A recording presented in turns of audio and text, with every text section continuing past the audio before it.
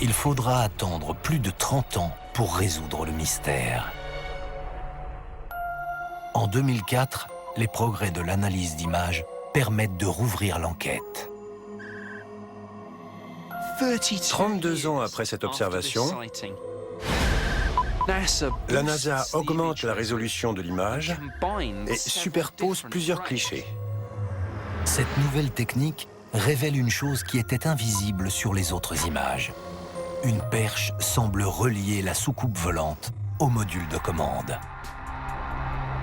Il aura fallu 30 ans de spéculation pour obtenir l'explication. L'objet en question était la perche du projecteur pour les sorties extravéhiculaires. Comme sur n'importe quel chantier, quand on travaille de nuit, on installe des projecteurs. Ils avaient besoin de lumière pour voir ce qu'ils faisaient. Le mystère est enfin élucidé. Cette soucoupe volante n'était qu'une vue de l'esprit.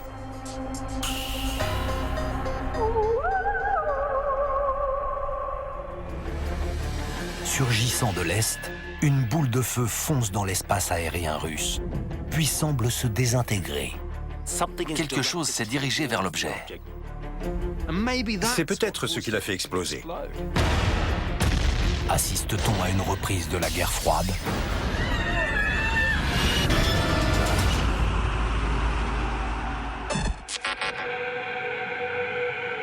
Un vendredi matin à Tcheliabinsk, une ville industrielle du sud de la Russie.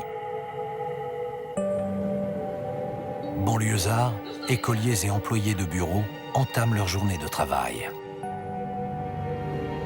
9h20. Une étrange lumière incandescente aveugle la ville. Les gens sortent dans les rues.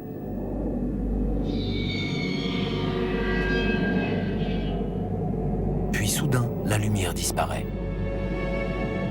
Les habitants ébahis filment une longue traînée de vapeur dans le ciel. Quelques minutes plus tard,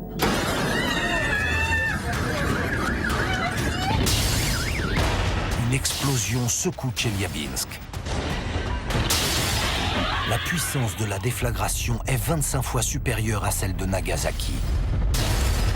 Les vitres volent en éclats. Les gens sont projetés à terre. Les citoyens paniqués tentent de comprendre ce qui se passe. Sur Internet, très vite des rumeurs d'actes hostiles contre la Russie circulent. Un homme politique accuse même les États-Unis d'être impliqués dans la